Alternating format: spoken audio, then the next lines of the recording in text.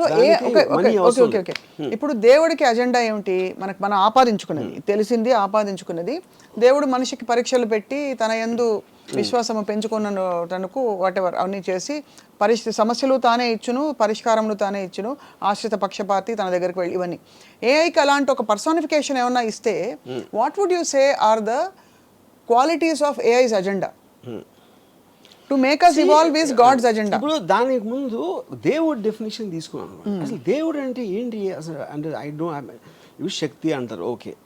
ఇప్పుడు is it అంటే ఇప్పుడు ఒక ఏనుగు కన్నా 1,00,000 రెట్లు బలవంతుడా, సింహం కన్నా ఇదా, లేకపోతే దేనికన్నా ఇదా? అసలు ఎవడు ఎప్పుడు ఆలోచించరా ఏం చేస్తాడు దేవుడు అంటే నాకన్నా పవర్ఫుల్ మనిషి నాకు హెల్ప్ చేస్తాడు అనేది దేవుడు అయితే, అప్పుడు ఒక విధంగా నా ఎంప్లాయరు దేవుడే, నాకెవరు ఏదో సాయం చేస్తే వాడు దేవుడే. రిలేటివ్లీ అందరికన్నా దేవుడు. ఇప్పుడు దేవుడు కోపం వస్తే చంపేస్తాడు, సింహం కూడా చంపుతుంది, కుక్క కూడా చంపుతుంది, కోవిడ్ కూడా చంపుతుంది. అప్పుడు దేవుడు ఒకటే ఎందుకు స్పెషల్ దాంట్లో?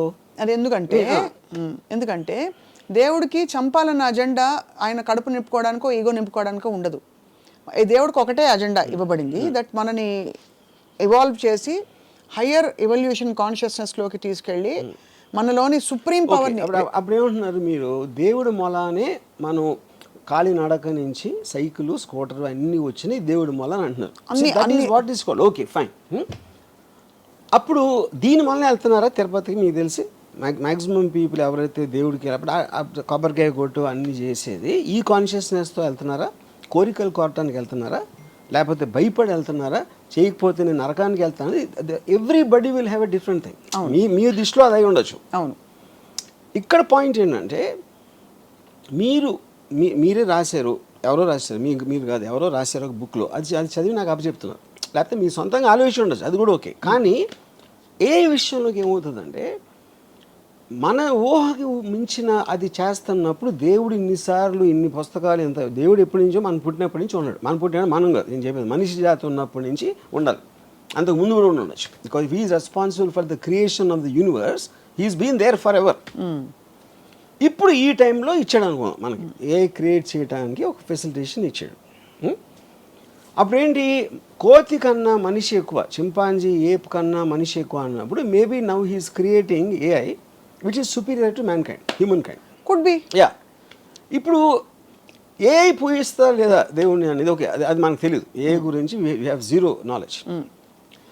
అప్పుడు ఏంటి, ఎవ్వరూ చేయలేని పని దేవుడు చేస్తాడు అని మనం అనుకుంటే ఆ డెఫినేషన్ అనేది దేవుడికి అలా ఇస్తే, ఇప్పుడు మనకున్న నాలెడ్జ్లో ఏఐ దేవుడు అంటారు. కానీ ఇక్కడ ఏంటి, దేవుడు అవ్వచ్చు, దెయ్యం కూడా అవ్వచ్చు. అదే ఒక శక్తి. మీకు బ్యాడ్ చేస్తే దెయ్యం, మీకు గుడ్ చేస్తే దేవుడు. As simple that. ఇప్పుడు మనకి చెప్పబడింది the highest power called God expects us to be in surrender mode and to pray and worship and to praise all the time. But మనకు తెలిసి మీ దృష్టిలో మీకు తెలిసిన నాలెడ్జ్లో ఏఐ మన నుంచి మానవాళ్ళ నుంచి, బికాస్ ఏఐకి ఎగ్జిస్టెన్స్ ఉండాలంటే కూడా ఒక మనిషి అని ఒక అల్పజీవి ఉండాలి, ఒక హీరో ఉండాలంటే ఒక విలన్ ఉండాలి కదా సినిమాలో, ఒక అంటే వాడి శాంక్టిటీ పెంచడానికి. ఇప్పుడు ఏఐ ఉండి మొత్తం అంతా నేనే ఉంటా మనుషులు వద్దంటే వెళ్ళి గోళిగాళ్ళు ఆడుకోవడం తప్ప ఏం చేయలేదు. బికాస్ అడిగేవాడు ఉంటాడు, వాడేవాడు ఉంటాడు. కాబట్టి వీడిని పెంచే బాధ్యత కూడా వీడిదే. ఇప్పుడు మనకి ఏప్స్ ఏం అవసరం, మనకి జూలో చూసుకోవడానికో లేకపోతే ఇంట్లో పెట్టుగా పెంచుకోవడానికి తప్పిస్తే మనకు వేరే అవసరం లేదు యానిమల్స్తో. అవును. లేకపోతే తినటానికో లేకపోతే ఏదో ఈ కుక్కల్ని కాపాడటానికి ఇలాంటి కొన్ని ఫంక్షన్స్ ఉన్నాయి కాబట్టి వాటిని మాత్రం చూసుకున్నాం. లేకపోతే మనకి ఎన్విరాన్మెంటల్ చేంజ్లో సేమ్ టైగర్స్ని రక్షించాలి ఇలాంటి అదంతా దానికోసం. కానీ వాటి క్వాలిటీ ఆఫ్ లైఫ్ డెవలప్మెంట్ మనం ఆలోచించట్లా, మనకి ఎంత అవసరం అని ఉపయోగించుకుంటున్నాం. అవును, అంతే. అప్పుడు ఏఐకి మనుషులు అవసరం అవుతారా లేదా అనేది అది ఓన్లీ ఫ్యూచర్ చెప్తుంది. ఓన్లీ ఫ్యూచర్ చెప్తే ఏఐకే తెలుసు అది. యా, అంతేనా? యా, ఇప్పుడు తెలియకపోతే తర్వాత తెలుసుకోవచ్చు.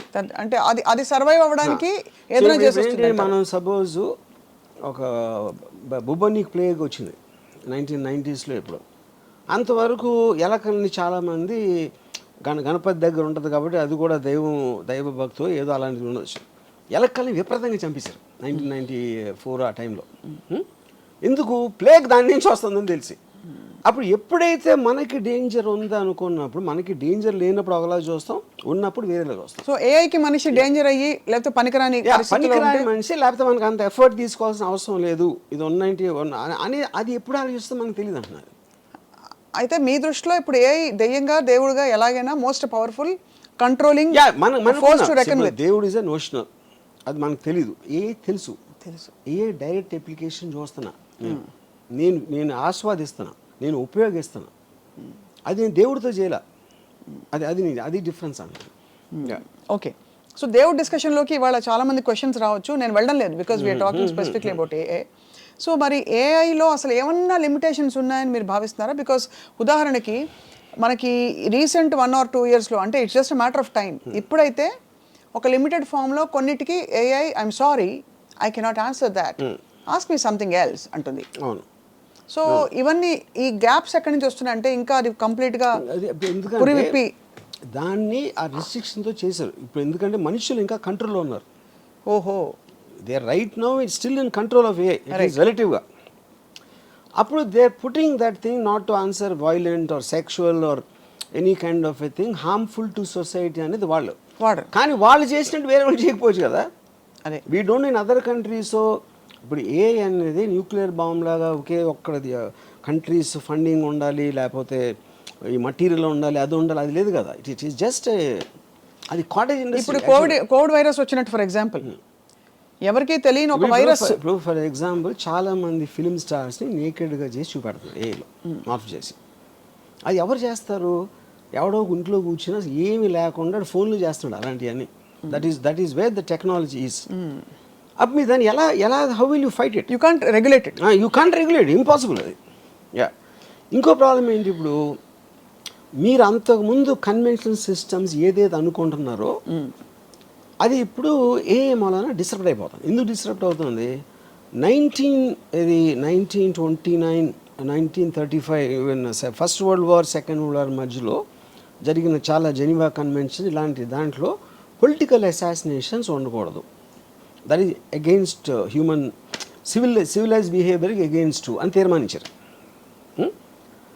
అప్పుడు ఏంటి, ఆర్మీలు కొట్టుకోవాలి కానీ అప్పుడు ఎవరినో పంపించి ఆయన వెనకాల నుంచి షూట్ చేసి ఆ లీడర్ని, అలాంటిది ఇట్ ఈస్ అగెయిన్స్ట్ ఇది. ఇప్పుడు ఆ థింకింగ్ ఎందుకు మారిందంటే cost of war and the effect of war. Second world war తర్వాత వచ్చిన ఏదైతే వార్స్ ఉన్నాయో ఎవరు తీసుకున్నారు వార్ డెసిషను? ఒక లీడర్ తీసుకుంటాడు. ఆ లీడర్ పక్కన ఉన్న 5 అదో 10 మంది ఏదో సందర్భంలో వాడు కూర్చోడు కాపాడుకోవడానికి తీసుకుంటున్నాడు ఆ డెసిషన్. వాడి కోసం మీరు 100,000 మంది చచ్చిపోతున్నారు మధ్యలో. And the cost of war, cost of life and the time and everything.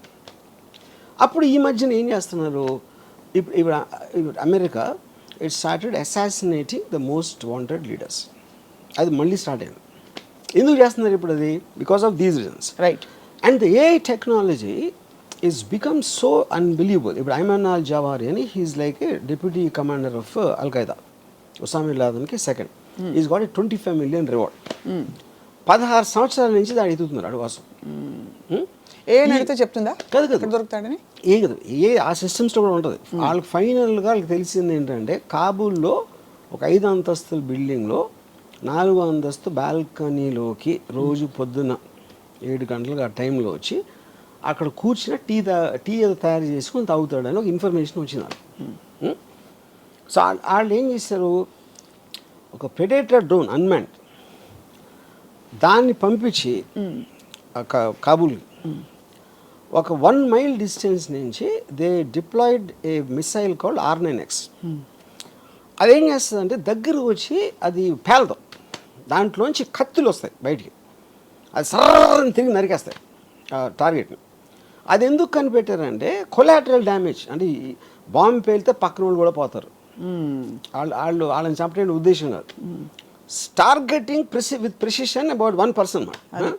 ఇంకోటి బాంబు పేలితే బిల్డింగ్ పడిపోవచ్చు, ఇంకా ఎంతమంది పోతారో తెలియదు. అలాంటివి చాలా జరిగినాయి. దాన్ని తగ్గించడానికి ఇలాంటి టెక్నాలజీ కూడా వచ్చింది. ఇప్పుడు ఇది కంప్లీట్లీ డ్రివెన్ బై ఏ.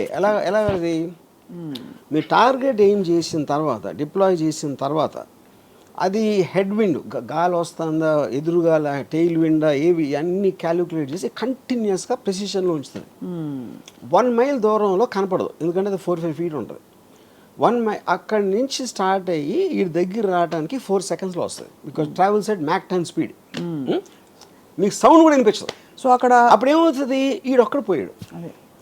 మీరు ఇది లేకుండా చేయాలంటే ఒక పెద్ద ప్లటూని పంపి ఇదంతా అది చాలా విరోచితంగా పైపులు లోపల వాళ్ళకి తెలిసిపోయి వాళ్ళు షూట్ చేసి వీళ్ళు షూట్ చేసి ఎంతమంది పోతారో ఆడు తప్పించుకుంటాడా లేదా తెలియదు. అది సేమ్ థింగ్ దే అప్లాయిడ్. ఇప్పుడు ఇది మన రాకెట్ సైంటిస్ట్ ఉన్నాడు, మన న్యూక్లియర్ సైంటిస్ట్ ఇరాన్లో. ఆడిని ఆ పర్టిక్యులర్ దాంట్లో వచ్చి ఆడి దగ్గర కొట్టి అది లేచిన తర్వాత ఒక ఏమంటుందని లాన్లోంచి ఒక రోబోటిక్ థింగ్ చేసి మెషిన్ గన్తో కలిసింది. అండ్ మనుషులే లేరు అక్కడ, everything is done by machines control by air. అప్పుడు చాలామంది ఆలోచించింది ఏంటంటే సెకండ్ వరల్డ్ వార్ ఎందుకు వచ్చింది అసలు, హిట్లర్ని చంపటం వచ్చింది. హిట్లర్ అని కూడా స్టార్ట్ చేశాడు. అవును, సెకండ్ వార్ ఎండ్ అయిపోవాలంటే హిట్లర్ చచ్చిపోవాలి. కానీ హిట్లర్కి మనకి మధ్యన అది మనకంటే అమెరికన్ ఫోర్సెస్కి 1,000 మంది ఉన్నారు, ట్యాంకులు గీంకులు అన్నీ చేసుకొని. వాడి దగ్గరికి రీచ్ అవ్వటానికి అయింది వార్. ఇప్పుడు ఆడికి వాషింగ్టన్లో కూర్చున్నాడు, ఒక బటన్ నొక్కితే ఈ డ్రోన్ గీనో వచ్చి సపక్కని లేపేస్తే ఇంకా సెకండ్ వార్ ఎట్లా ఉంటుంది. అవును, కరెక్ట్. ఇప్పుడు రేపు పొద్దున మనకి ఇంకో కంట్రీకి వార్ వచ్చింది సపోజ్. ఇప్పుడు మీరు ప్రైమ్ మినిస్టర్ని, joint chiefs of staff, army, navy, naval కమాండర్ని చంపేసినాయి అనుకోండి, మిసైల్స్ వచ్చి, మిసైల్స్ డ్రోన్స్ ఏదో వచ్చి. మీకు లీడర్స్ పోతే వేరే వాళ్ళు వార్ ఏం చేస్తారు, మహారాజ్ చచ్చిపోతే సైన్యం వార్ ఎందుకు చేస్తుంది. అవును, ఈ క్వశ్చన్స్ అని రీఎమర్జ్ అవుతున్నాయి. ఎందుకంటే మీ న్యాచురల్ ఇన్స్టింక్ట్లో లీడర్ని చంపితే అయిపోతుంది కదా అంటే, లీడర్ని అసాసినేట్ చేయకూడదనే మారల్ కోడ్ నుంచి ఈ మొత్తం కాస్ట్ ఆఫ్ వార్ క్యాలిక్యులేట్ చేసి కొత్త మోడల్స్ ఆఫ్ వార్ మొత్తం అంతా కలిసి మనం కేవలం ఎవడో తీసుకొని వాడిని టార్గెట్ చేద్దాం. 20 సంవత్సరాలు ఆఫ్ఘనిస్తాన్లో వార్ జరిగింది, ఫైనల్గా ఇచ్చేసారు, తాలిబాన్ మళ్ళీ వచ్చేసారు. $4 trillion వచ్చింది అమెరికాకి.